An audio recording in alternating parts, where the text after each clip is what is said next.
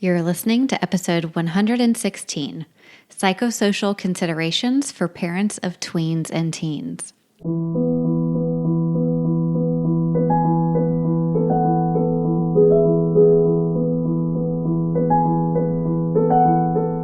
Hello, my friends. I'm so happy that you're here today. We have a very special guest, Jessica Lewin, a child life specialist in the school settings. She has been in the school setting for about 6 months now, so the last semester, and then I guess we're halfway through the semester of spring. And we talk about some of the key concepts that she wants parents to know are affecting their middle school and high schoolers. So we actually talk about suicide and how prevalent that conversation is for middle school and high schoolers.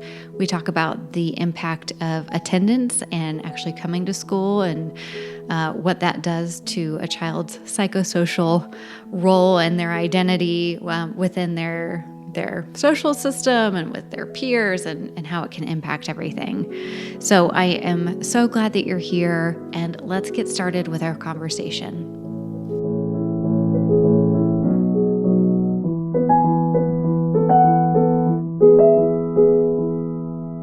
Before we jump into the episode, I wanted to let you guys know that if you are a parent, a child life specialist, or professional working with children, you're going to want the hospital or physician's office or urgent care that you take your kids to have the Child Life On-Call app. It is an evidence-based tool designed to empower children and families during medical experiences.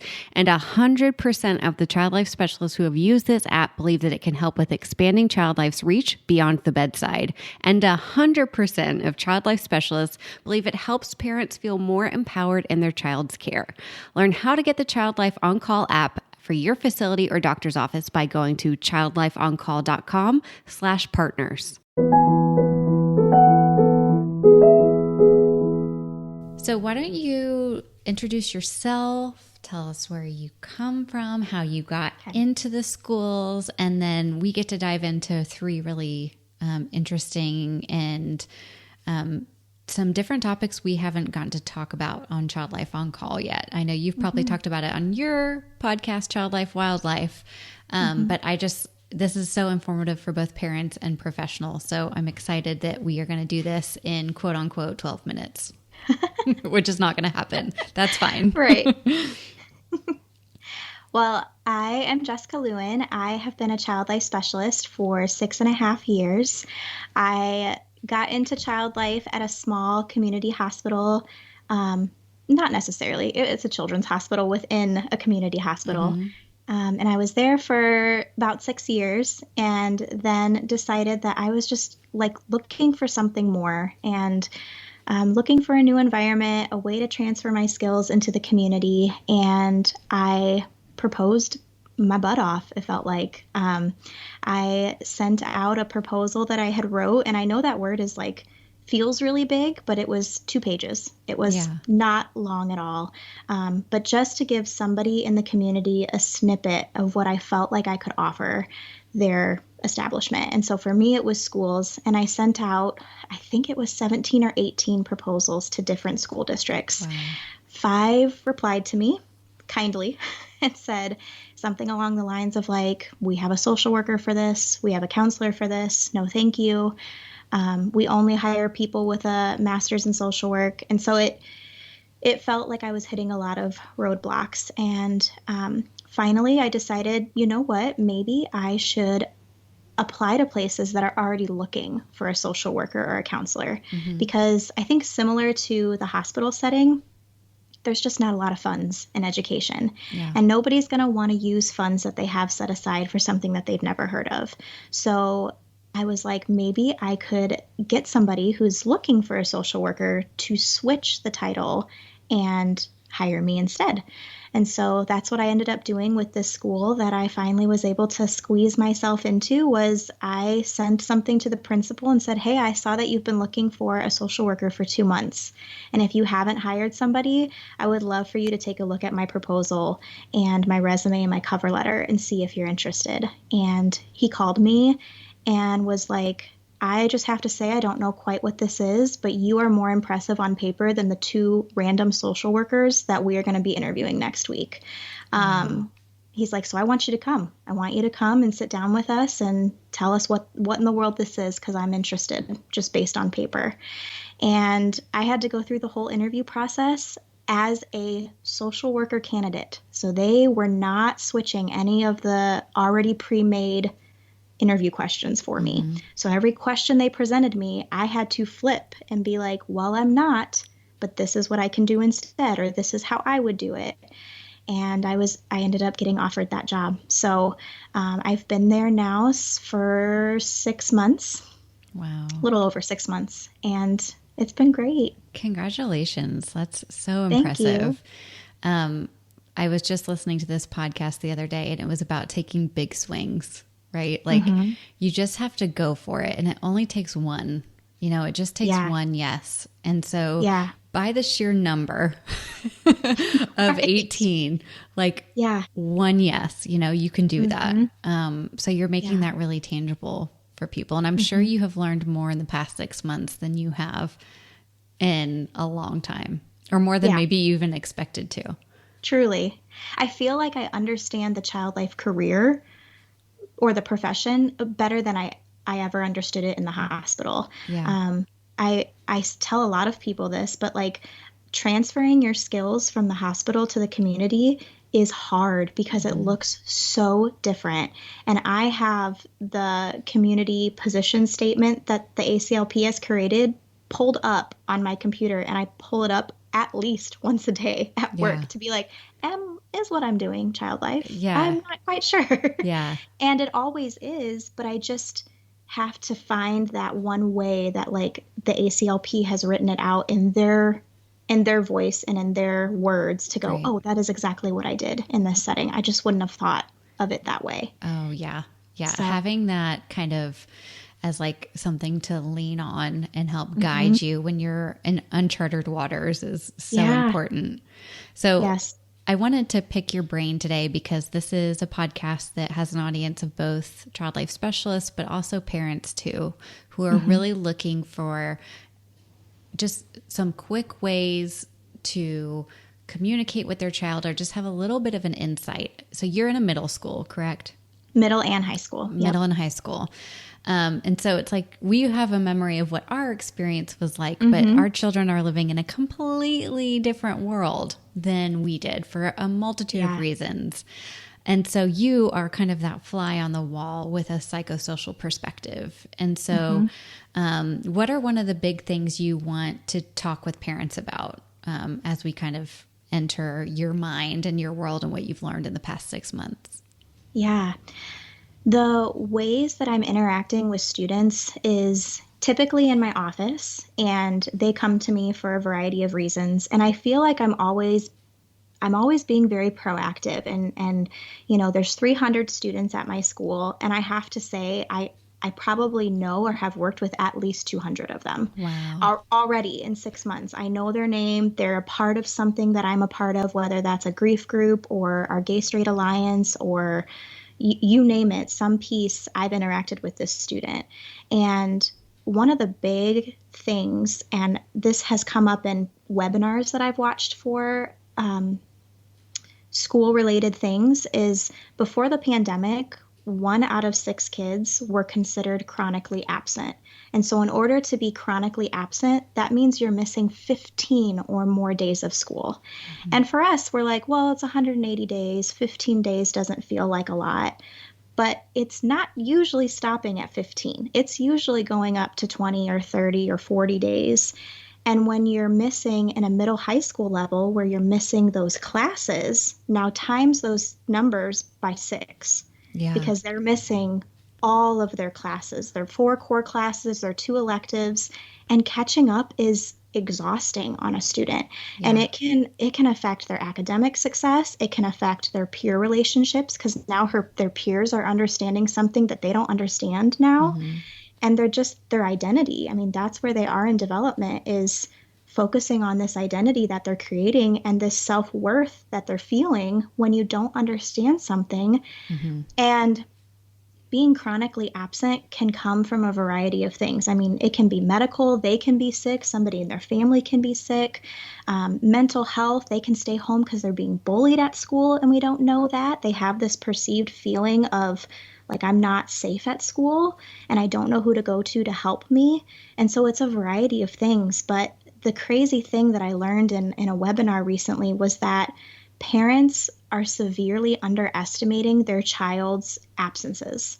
So if you were to ask a parent, like, how many days has your kid missed? And they say, oh, this semester, I think it's been 9. It's actually 18. Wow. They're cutting their absences in their mind in half.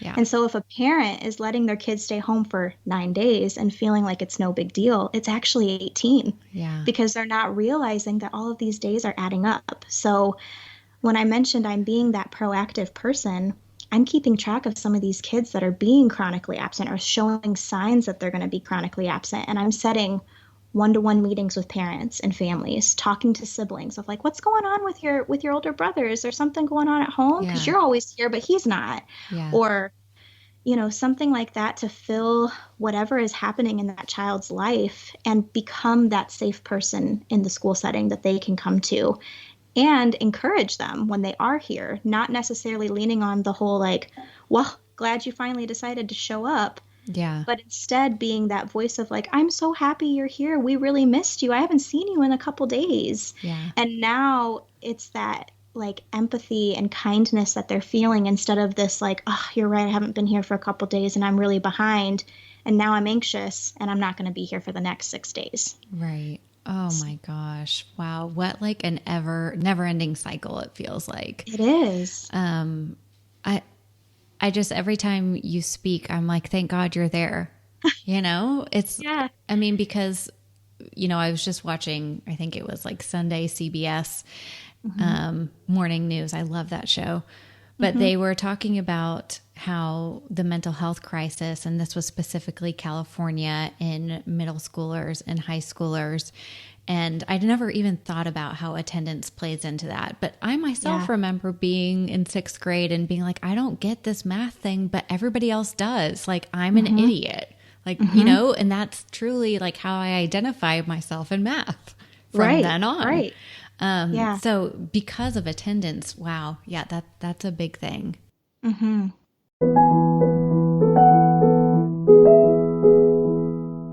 We are sponsored by Magic Mind. I am such a coffee person. I enjoy the taste and the smell in my morning routine. But the truth is, I go beyond that 1 cup of Morning Joe, and my 2 to 3 day cup habit is expensive and not that effective in the long run. Thankfully, Magic Mind has come into my life. It's a small green shot-sized drink of all natural ingredients like adaptogens to decrease stress, nootropics to boost blood flow and cognition, and unlike regular energy drinks, Magic Mind has minimal caffeine, all of which comes from matcha. After a few days in a row of drinking Magic Mind, I notice I have less brain fog and feel more productive without an afternoon slump. You can try it and get 20% off Magic Mind by going to magicmind.co/childlife and using code CHILDLIFE. If you are looking for a way to make a child in your life smile, then you have to go to smilemakers.com and go through all of the must-have toys, stickers, and prizes for kids. You'll find everything you need to make the hospital, waiting room, or even your own living room more fun with games, crafts, and prizes for every occasion.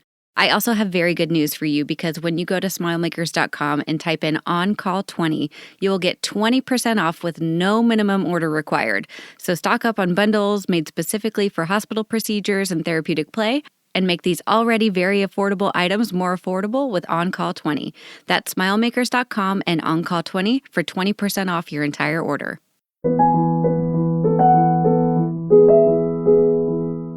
Kind of moving into that mental health crisis that we're seeing in middle school and high school. What are you seeing, and what do you want parents to know? Yeah.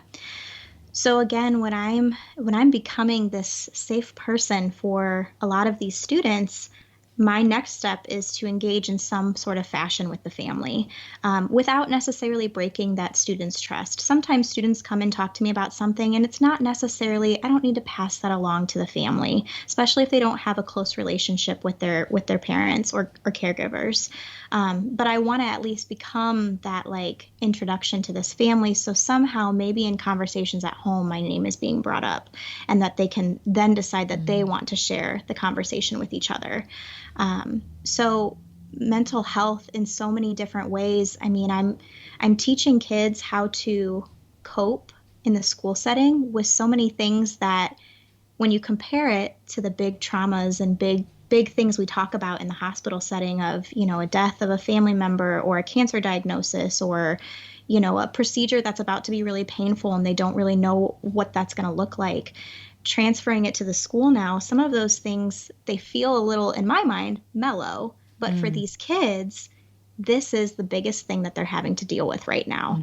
And while it's not a cancer diagnosis, it is the fact that my boyfriend just broke up with me via text in the middle of my math class. And now I can't function. I'm so upset. And knowing exactly where to go with that and utilizing some kind of coping tool to be able to have them go back to the classroom and be successful. So my biggest goal in the school setting is how can I help you? How can I validate your feelings, identify your problem with you, and in the meantime, help you transition back to the classroom? Sometimes these things are too big. I'm not going to help you solve this in 15 minutes, but I can help you feel validated in those feelings, normalize those feelings for you, and let you know that your next right thing to do right now is to go finish math class because we've helped you calm down, because you're brought back down to a baseline level where you can do that now. For some kids, they're coming to me and they're having a grief episode. A parent has died in the last 2 years and they out of nowhere are overcome with grief and they're so upset and so tearful. And now my job is to be the advocate for a mental health day is okay. You can go home because in my mind, I'm doing an assessment of you are not going to be successful in the classroom today if you stay here. But what you can do is we can be proactive and help you get this mental health day and come back tomorrow and not continue to need to come see me repeatedly because this stuff keeps coming up. So, I don't know if that answers the piece that on totally the mental answers health. the question. And like for me, the takeaway is like we need that proposal that you wrote and we need to blast it all over the internet and say people hire child life specialists. Like the crazy part too though is with that proposal, I would not send that again. Knowing what I know now, I would not even think to send it because my mind in the proposal was so heavy on because of COVID. And all this medical stuff and all this grief stuff. And those things are important, but the medical is not the majority of what I'm doing in the school setting at all. And I wouldn't necessarily put that at the forefront of how I'm qualified to be in the school. There's so many other skills and tools and things that I have that make me a valid member of the mental health team at a school, and medical is down. Yeah, I'm sure that, the principal who took a chance on you probably is like, wow, we just won the lottery. Yeah. So for those kids that you see really struggling, what do you want parents to know if they send their kids to school struggling? They have a counselor, but what maybe outside of the school do you recommend? I think a piece that I help with so much is empowering the parents, giving them a chance to ask for help, or maybe me offer the help before they ask it because they're embarrassed. So if a counselor or myself say like, hey, your kid has too many things going on that we really feel like somebody outside of the school would be really beneficial, whether that's an after-school grief group or an outside counselor or a therapist or somebody to talk to. And parents will typically take that really well, but then I notice so many kids, they're never going. The parents never take that next step. And I think me having that medical focus and also just, gratefully, my husband's a therapist. So I know a lot of these organizations and people around us that I can go on Psychology Today, call the parent and say, hey, what insurance do you take? Yeah. And then I go through and find 6 counselors close to their home, give them phone numbers, know that they have availability, and say, and you may call these places. But now I've taken a lot of that burden off of that parent Yeah. because they're lost. They go on Yeah. Psychology Today and they're like, I don't know what half this stuff means. Right. But at the time, I typically have some sort of rapport with their child. So Right. I know, like, hey, this student's not going to respond very well to a male given what they're struggling with. Or I know that they're going to respond better to somebody who's a little more bubbly because they're bubbly. And I Yeah. can see that being a positive. And I can read that in this therapist's about them, knowing that that's the personality that they're giving off as well. So I would love to see my job expand more to, like, the counselor and I have talked about taking a week and going to a lot of the different counseling centers around us and just introducing ourselves. So Yeah. I can, like, shake the hand of somebody that I'm about to refer to. Right. Because I think if I can bridge that gap even more and be able to give the parents those tools and literally just be like, call this person. This is a perfect match for your kid if they have availability. Right.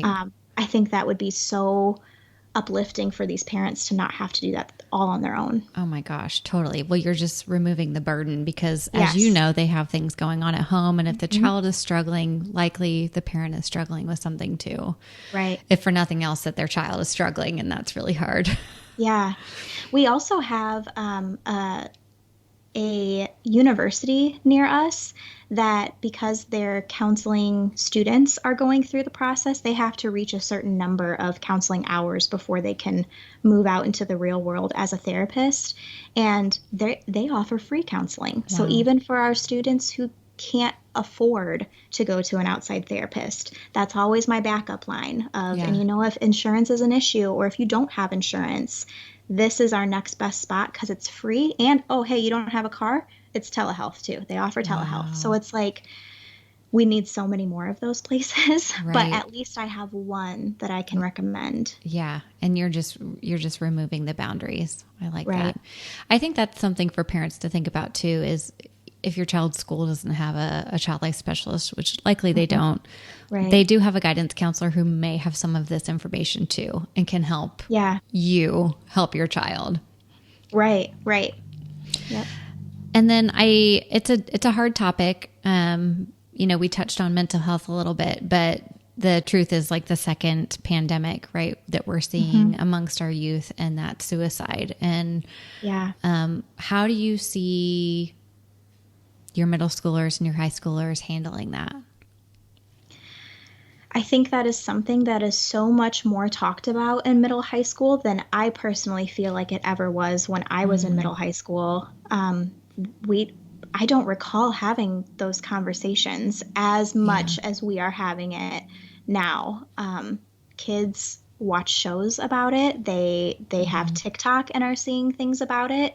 And when I was hired, just a month previous, they had a 9th grader commit suicide. So I am seeing the ripple effect of a lot of friends who knew this person struggling throughout this year and, just having those episodes of grief that hit them at random moments. Maybe it's, a smell that's familiar to that person, or it's some kind of topic in a classroom that they've had an inside joke about, or something to where it's like hits them immediately and they're no longer successful in the classroom and they need to step out.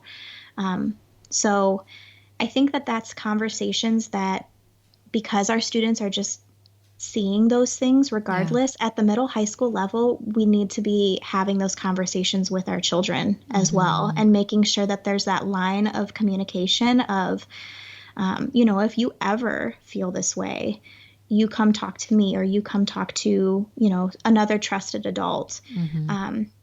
Because there's been several times where I've had to have conversations with parents about their child saying that they are having these suicidal ideations. And, I had one parent who said, oh, she just gets that way when she's tired. And I'm like, well, no. Like, we can't do that. That's not something we can just trust, because how scary and sad will you be if you're wrong? Right. So giving them those outside tools to go to, and I can advocate and recommend as hard as I can that, your child needs to be evaluated if it's serious, but that's up to the parents to then take that next step. Yeah. And they know their kids best. So just making sure that you're having those conversations and being safe when a child does talk about that. The safest thing you can do is get them evaluated, even though if that feels hard. Right. I know sometimes it's that like, no, not my kid. No, it's just because of this. Like, it's really scary to think about your child having those thoughts. Well, I knew we were going to go over 12 minutes, and I love that we did. I think I learned a lot, and I hope parents and professionals listening did too. Could you ever see yourself going back to a clinical or hospital setting now, or do you feel like you're school for life, or who knows what Jessica's journey holds? I feel like I lead myself to a lot of surprises, honestly. I had something pop up on my Instagram story where it tells you, like, you posted this a year ago, and it was somebody asked me a question of, like, do you see child life going into the schools? And at the time I said, like, oh, I mean, I know Dana's doing it. I'm very interested in that, but I couldn't imagine a year later that I would be doing it myself. Wow, that's amazing. Well, I don't know. Thank you for being a trailblazer. Yeah. And, all of that Dana did to really kind of open our eyes up to the schools is something I'm sure you think about a lot, and a lot of us do too. Mm-hmm. Well, thank you so much for being here. You. Everybody go listen to the Child Life Wildlife podcast. And I'm sure we will have you on again at some point. So thanks, Jessica. Hope so. This was fun. Thank you.